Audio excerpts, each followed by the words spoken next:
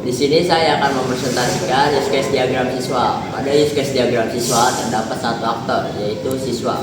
Siswa dapat melakukan beberapa aktivitas, yaitu login ke sistem, melihat jadwal sholat, dan logout setelah selesai menggunakan sistem.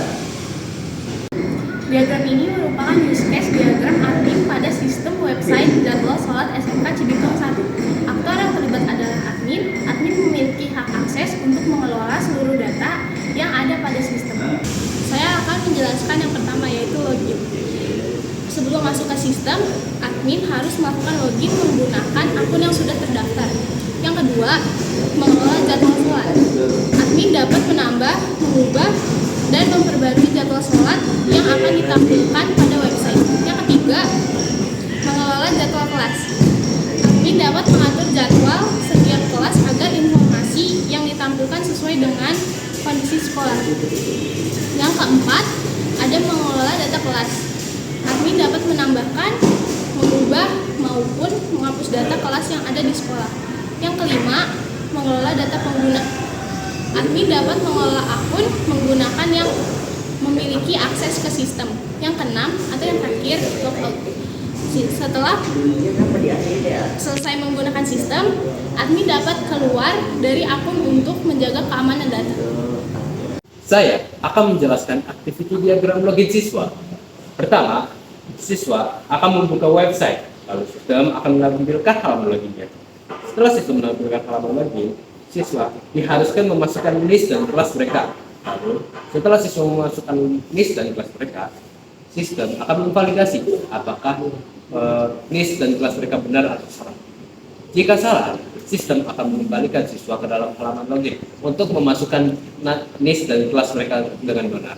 Dan jika benar, sistem akan memasukkan siswa ke dalam dashboard. Saya akan menjelaskan activity diagram login pada admin. Pertama, admin membuka website terlebih dahulu. Lalu, sistem menampilkan halaman login.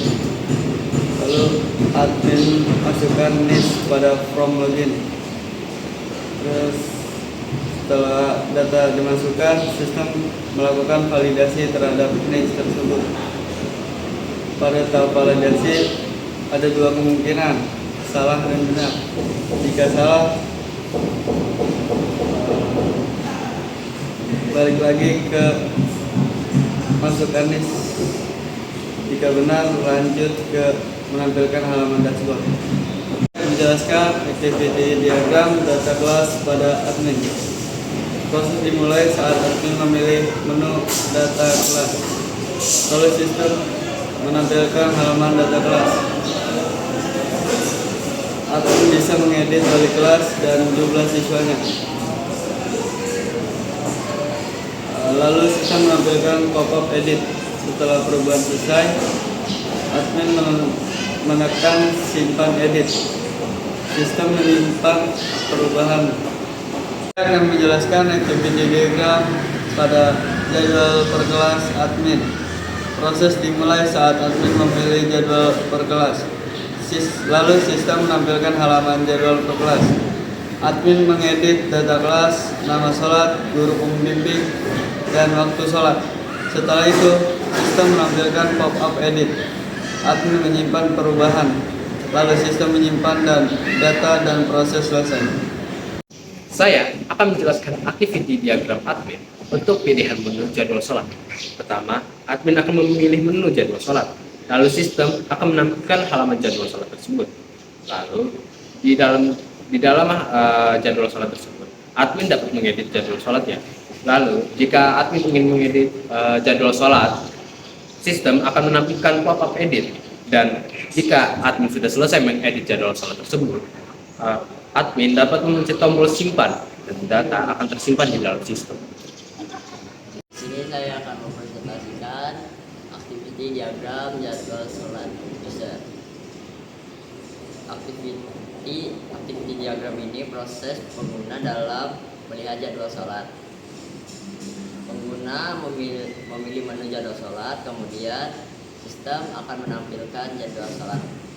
Jadi saya akan mempresentasikan activity pengguna. Activity ini adalah gambaran proses admin dalam mengelola data pengguna. Admin dapat melihat data pengguna, menambahkan, mengedit, dan menghapus data pengguna. Setelah proses selesai, sistem akan memperbarui tampilan data pengguna. Akan menjelaskan activity diagram pada menu jadwal berkelas user. Pertama, user memilih menu jadwal berkelas, lalu sistem menampilkan halaman jadwal berkelas. Saya akan menjelaskan sekuens diagram siswa. Pertama, siswa akan login menggunakan list mereka masing-masing, lalu sistem akan memverifikasi data tersebut dan menampilkan login berhasil. Lalu, siswa dapat memilih menu jadwal sholat, lalu sistem akan mengambil data jadwal sholat dan akan menampilkan jadwal sholat. Setelah itu, siswa juga dapat memilih menu jadwal per kelas. Lalu sistem akan mengambil data per kelas tersebut dan menampilkan jadwal per kelas tersebut seperti zuhur, asar, dan duha. Saya akan menjelaskan sequence diagram. Sequence diagram ini menunjukkan alur interaksi antara admin dan sistem. Yang pertama, admin login menggunakan list dan password, lalu sistem memverifikasi data dan menampilkan login berhasil. Yang kedua, admin memilih menu jadwal sholat dan dapat mengedit jadwal yang ada. Setelah itu, sistem menyimpan perubahan. Yang ketiga, admin juga dapat mengedit jadwal per kelas, kemudian sistem menyimpan data yang telah diperbarui. Yang keempat, pada pengguna, admin dapat melihat daftar pengguna yang terdaftar. Yang kelima atau yang terakhir, selanjutnya admin dapat menambah, menghapus, atau mengedit data pengguna. Setiap perubahan yang dilakukan akan disimpan oleh sistem. Di sini saya akan menjelaskan kelas diagram. Dari kelas diagram tersebut ada 4 kelas utama, yaitu admin, user, jadwal sholat, dan data kelas. Di sini juga ada admin ke data kelas. Admin juga dapat menambah data kelas, mengubah data kelas, menghapus data kelas. Artinya admin mengelola data kelas.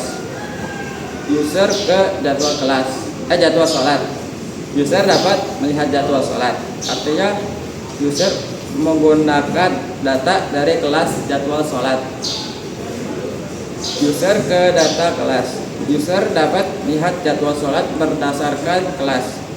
Karena itu, user juga berhubungan dengan data kelas untuk mengetahui jadwal sesuai kelasnya.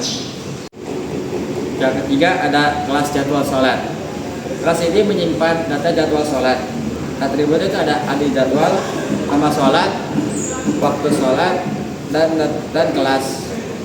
Metode itu ada edit, bisa nambah, bisa menghapus juga, bisa delete. Peran kelas jadwal sholat ini menyimpan seluruh informasi jadwal sholat berdasarkan kelas. Proyek ini dibuat berdasarkan permasalahan akses informasi jadwal sholat berjamaah di sekolah yang masih terbatas, sehingga beberapa murid tidak mengetahui jadwal kelas mereka dan beresiko terlambat menuju masjid. Melalui website Salat, kami menyediakan akses informasi jadwal sholat yang lebih mudah dan cepat agar murid dapat mempersiapkan diri serta melaksanakan sholat berjamaah dengan lebih tertib.